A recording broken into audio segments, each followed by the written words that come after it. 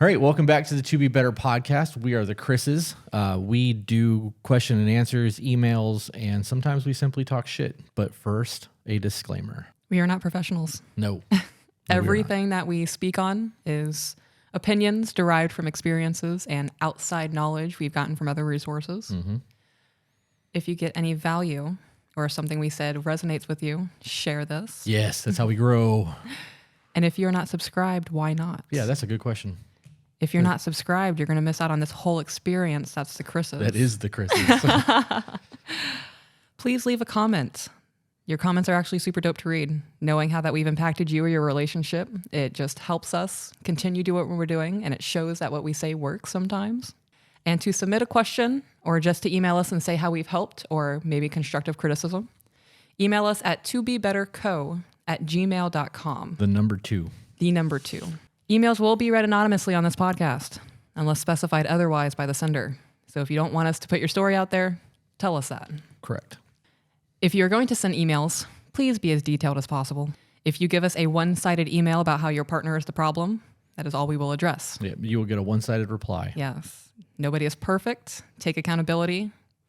Everybody can grow. Whew, preach. And we are giving unbiased, honest opinions. We are not yes men. So if you submit something to us, be prepared for an answer that you might not like getting.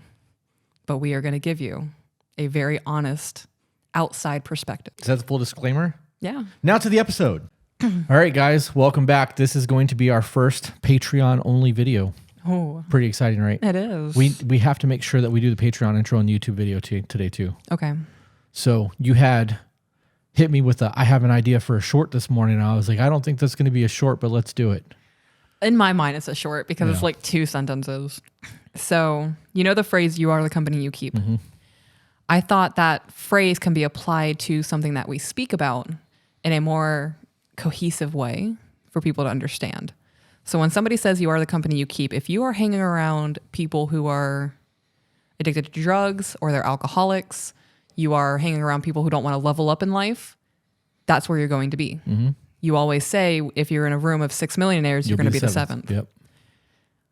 In your mind, all that's in your mind is you and your thoughts. Your thoughts are separate from you.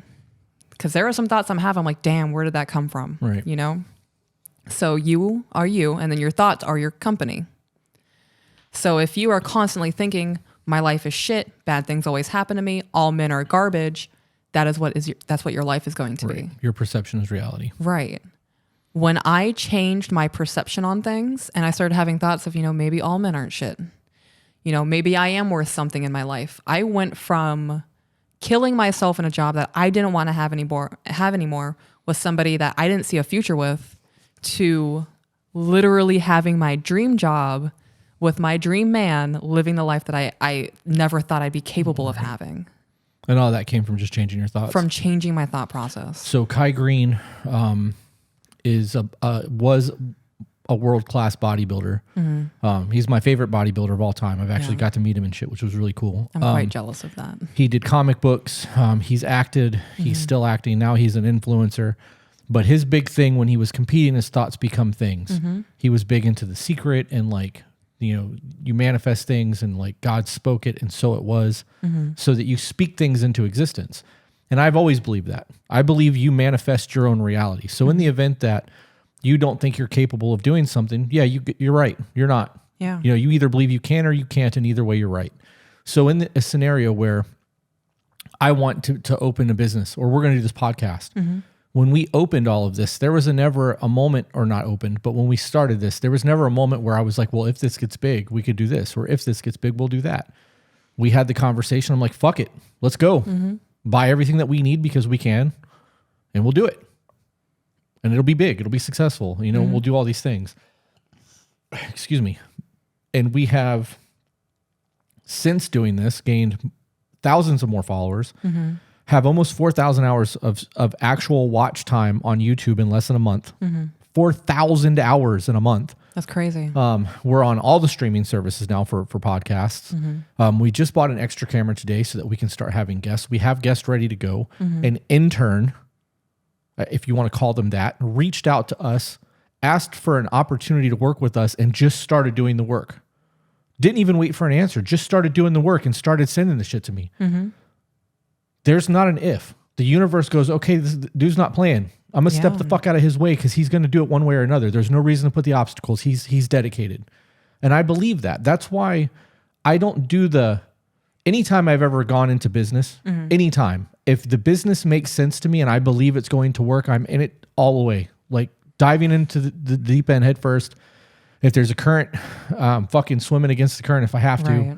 I'm going to make this work. And the reason, but being a Florida boy, I know you swim out of the current, not against it. Right. Because I am now becoming that person where I don't have, well, what if this happens? Yeah. Because if you have those what if thoughts, you're going to start to spiral and you're going to focus on those what ifs. You're not going to focus on your goal. Right. When you are goal oriented, all those what ifs are just bridges you have to cross when they happen. Right. You can't dedicate your time to the negative things that could happen because then you're taken away from what you're actually doing. Right. I do the what if thing pretty hard, but only because I need to prepare for every scenario, but I don't spend a lot of time on it. Right. I go, okay, if this happens, this is the result. This is where I need to go. Check. What if this is a problem? How do I solve that problem? Okay, cool. That's what we're going to do. Move on. I don't spend a lot of time on dwelling on the potentiality of what could happen. I just need a basic foundation of where I need to start if things go that way. But I also don't start doing that until it could be a thing. Like if I see something coming that could potentially do that, I'm taking the actions that I need to be able to make sure that I'm taking care of it. Right. But there's a saying that says if you have a plan B, it distracts from plan A. Fuck a plan B. Like you need to make sure that plan A is your only option because when you start looking at other options, you're not giving it everything you have. I can hit like all of these little speeches all day long because I spent most of my life listening to motivational speakers and shit like that. I heard something the other day that, and I really wish I would have saved the video because I don't know who said it, but the guy said, be careful of your thoughts because they become your words. Be careful of your words because they become your actions, and be careful of your actions because your actions become your future. And I'm like, holy shit. And that was the day after I heard the Jocko video where Jocko was like, if you're in the gym saying negative things about yourself to amp yourself up for a lift, it's different than if you go in there with the, I'm going to kill this mindset and positivity because it changes the narrative of your day. Right. So I guess the universe is telling me what I need to hear right now because I'm getting all these new pieces of advice to like stop my negative self-talk because that's a huge thing for me. I know. So, and something that I wanted to add on to that is in relationships, because that's what we mainly speak on, is when you have negative thoughts and you harp on those negative thoughts, it's going to become your reality. Yeah, absolutely. Something I did a lot in my past relationships because it's something that happened prior and I was having, it's not trauma response, but it was just mini panic attacks. So if, say in our relationship, if I harp on the fact that you could cheat on me, my actions are going to become offensive. Right. So it's going to push somebody to cheat when you do that. If I think that you could cheat on me, I'm going to start looking for things to show that you could be cheating on me. So I'm going to start picking apart your Instagram. I can start picking apart your Facebook. Who is this chick? Why is she liking your shit? All of those kinds of things, when you focus on, for example, they could cheat on me, you're going to start looking for reasons. Right. And once you start looking for those reasons and you start going off the handle and asking questions that really shouldn't even be there or any anxieties that really shouldn't be there, you're going to turn that into reality. Right. You're also going to show your partner you don't trust them. Right. And when you accuse somebody of cheating over and over and over again, eventually they're going to. Because they're going to be like, fuck it. If I'm getting accused of this shit, I might as well just do it. Right. And that, I mean, that's a shitty mindset, but in reality, that's a lot of people's mindset. If you're going to keep telling me that I'm going to do this and I'm getting in trouble for it already, I might as well do this shit so that I have a reason to be in trouble. Right. You know, I've been cheated on in the past. That is a very real fear for me. Really? It With is. me? With you, logically, no. Okay. I know that you would never cheat on me.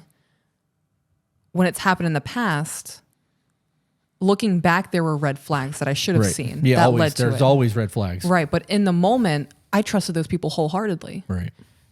Because I looked past those red flags. That's my self-accountability in that. Right. I should have paid attention, drew the line when I should have, instead of just glazing over and allowing it to happen.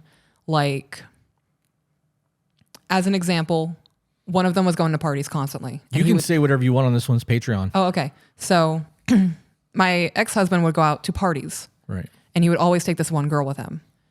And I was like, you know, that kind of makes me uncomfortable. And he's like, well, she's just a friend, and massive argument. And because I didn't want to argue anymore, I just dropped it. And then I found out he was cheating on me with her. It's one of those things to where there was a red flag. I acknowledged the red flag. He was immediately defensive about it. Right. I should have known in that moment. You've never given me anything like that. Right. There has never been an instance where I felt insecure with another woman in your life. Because of what's happened in my past, there's always that little I understand that. thing in the back of my mind where I'm like, if he wanted to, he would. Right. I don't think you would ever want to. But just knowing if you wanted to, you would, there's nothing I can do to stop that. That's my thought process right there. Right. Because I know there's nothing I can do about it. Yeah. If you wanted to cheat, you would. Mm-hmm. I don't stress over it. Right. Because there's no reason to dwell on the fact that you could do something until after it happens because I can't stop it. Yeah.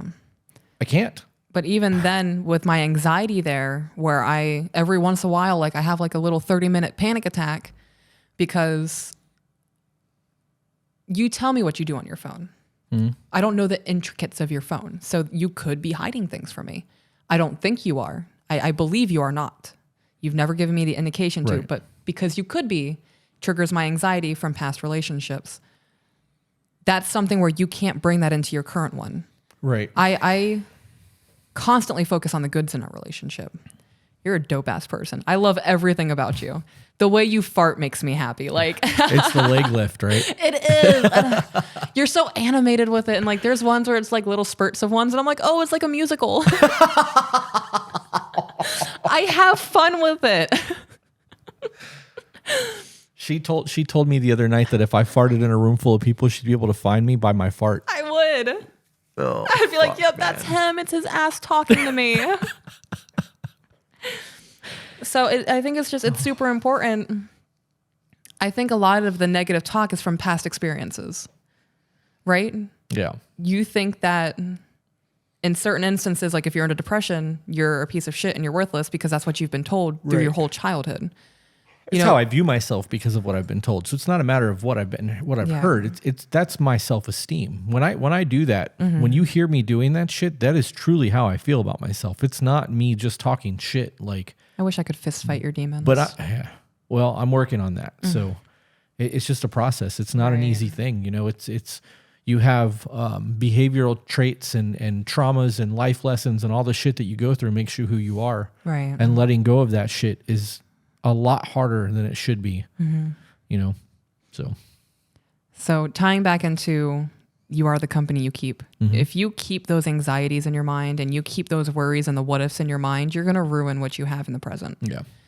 You know, if you keep positive thoughts of, you send me flowers. Right. When I'm at the shop and I'm covering for somebody, or back when I was working full time, you would send me flowers sporadically. Right. It was never like an every Friday I know I'm going to get flowers. No, because I wanted to surprise you. Right. And every time you did, like heart flutters. Right. That's something I focus on in a relationship. When we're laying on the couch and you hold my foot because you know it makes me feel safe, that's the shit I focus on in a relationship. Right. I'm not giving my anxieties attention because my anxieties have no need to be here. Right. Why ruin something great because you have anxieties from a past relationship? I concur. Thank you. Validation. Yeah. You have anything else that you would like to talk about on this topic? Because this is a short one. I told you it was going to be short. How long are we in? 12 minutes. Oh, I was expecting like 8, so that's better. Yeah, so we're overachieving then. Do we want to talk about things that are coming to Patreon? Yeah, why not? So we bought lavalier mics today. We actually went to a camera store, and the only camera store within driving distance to us, or the closest I should say, is still an hour plus away. Right. And it's my favorite camera store, even though it's an hour plus away. It's my favorite I've ever been to. Even when I go to other states and find camera stores and I go in, you always get like arrogant, pompous, like hipster kids. And like, they're always like specialists on specific cameras. There's not like people who are just knowledgeable. You know what I mean? Like I like Fuji film and I like Leica, and you know, they just, they have their one thing and that's their personality. Right. And it drives me fucking nuts because I've shot with all kinds of cameras. I can shoot just as good with one of these Sonys that are $4,000 that I can with a $600 Canon. Prints won't look as good because it's different megapixels and whatnot. But anyways, so I really like the camera store we go to. So every time we have an opportunity to go in there, I do, because otherwise I have to order things off of Amazon. I don't get to touch them. So we went in and bought lav mics. I spent a little bit more than I wanted to, but we got lav mics so that you can start doing your cooking videos. We did buy an extra camera body. So now we have 4 cameras instead of 3. I guess 2.5 would have been more accurate because that little Canon is more for like B-roll stuff. I dug my video slider out of the closet so we can slide to do like, here's all the spices and meat and all the stuff that she's going to use. And we talked about the cooking videos a little bit so that we can try to figure out how to implement like recipes, all of that crap, because I don't want to do all the physical typing. I'll edit video all day long, but I don't want to read type like data entry because that sucks. So we did that. We've had people wanting to do like vlogs. And though I'm not really comfortable doing vlogs, I think that when we go out and do stuff, we could do little clips. Like, if we have 3 cameras, we can take one camera and put the 35 millimeter on it and literally just use that to record what we're doing so that we can splice it in. So the next time we go shoot, I can bring the extra Sony and then we can just be like, look at my woman out here being a photographer. You know what I mean? Like I did on TikTok, but I could have actually recorded that. And then when we were talking about the mob boss gator, we could have gotten video of that. Like, and in reality, I could have done that anyways. But having a camera dedicated to that and I'm carrying it, it will make me remember to do that. Because otherwise, get GoPros or something. I have them. I have all that shit. Really? Yeah, I have. Because I feel like if we had recorded when that gator scared the absolute crap out of me, that would have made really good YouTube. You would have had to have been wearing that GoPro for that to have happened. Because it would have been like a Blair Witch jump. Yeah. You ran and then stopped the door. I'm like, bitch, you're getting eaten by a gator. Get in the car. What are you doing? I knew he wasn't following me. I turned around. I saw his tail whip up and he was swimming away. So I knew I was safe. Yeah. Till he was like, she turned around. What else are we doing for Patreon? We have a capture card coming Friday. So for all of you who are on the VIP or the $15 tier, we will be getting the live stream going hopefully by Friday night. But we may miss this week only because I have to get all of the software set up, figure out how to use it, make sure all the sound is working, and do test runs before we do that. I also need to know whether or not the live is a chat. And if it is a chat box, we need to find a way to do like a Zoom call where we can send links to the people that are $15 and just pop everybody into a Zoom call, because then we can all just talk to each other. Like, obviously, if there's 100 people, that can't be the case. But if we only have 10 people paying $15 a month, we can absolutely do Zoom calls. Right. And we just have to hope that our internet holds up, because we run off of a 5G hotspot because our internet here is non-existent. Right. I cannot wait until we get Fios in this neighborhood. Me either. Yeah, should be happening sometime this year. I'm very excited about these cooking videos. Yeah. Yeah, I wanna preface. I only cook this for like 4 meals because of the diet that we're on. So at some point, it's just going to be me venturing into, all right, guys, this is going to be the first time I'm making this. Hopefully it's not a shit show. It'll be a shit show. I'm so excited. It will absolutely be a shit show. We also haven't really been dieting. We say that a lot, but like we've been eating a lot of DoorDash. Well, and I'm okay with it because I dieted and got to my weight and I'm holding it, which is fucking huge, because every time I've dieted down below 220 and I came off my diet, I gained all my weight back within like 2 months. And I've been off my diet since September, and I have not gone over 220. I'll hit 220, and then I just won't eat very much that day, and I'll drop back down to 217. But like I'm bouncing between 215 and 220. So in the event that I start doing cardio again and get back on the chicken and fish diet, I will drop down to 200 like it's nothing, because my body's like, where's the carbs? No? Okay, we're going to drop this body fat. I'm going to take credit for that. Yeah. Because it's the keto cooking. You've lived 42 years of your life, and it's been a repetitive cycle where you lose weight and then gain it back, and you lose weight and you gain it back. I'm not the common denominator. I am the new factor in your life. And I think I'm a good influence on you. Is that what you think? Do you not? I just wanted to see your face. I can do that. Hang on.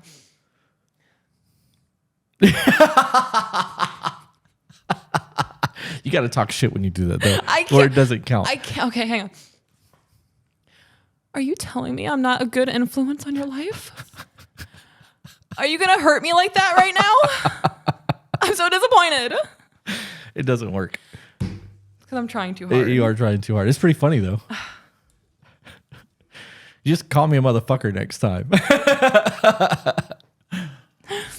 I'm going to have to work up to that. That's a level of blatant disrespect that I'm not used to in a public setting.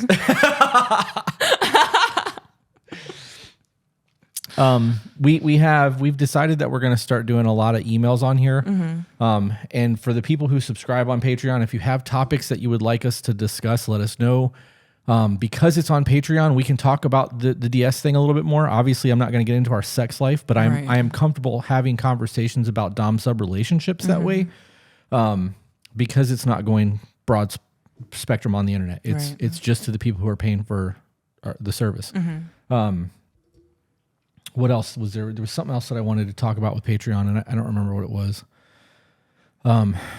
We joked about doing aprons and shit. We did. And with the amount of t-shirts that I have made for the businesses, that's something that if people had interest in buying something like that, like if we did a To Be Better or Cooking with Chris I would want it to say Cooking with Chris. Yeah. Or whatever, Cooking with Miss Chris, because there's already a Cooking with Chris hashtag. Oh, really? Remember that? Yeah. Spelled your name the same way and everything. I bet I could take that over. Yeah? Yeah, because you only had 300 views on it. Yeah. And that's really shitty and cocky of me to say. Well, I mean, you could. Just make the video and then have all of the people that follow us get in the comments and just hashtag it, Cooking with Chris. I love that. That hashtag would get, a lot of views. It would. But, that's pretty much it. We're 20 minutes in. You can call it? Yeah, we'll call it. All right, guys. Thanks for subscribing to our Patreon. We really appreciate it. It is super dope. Bye. Bye.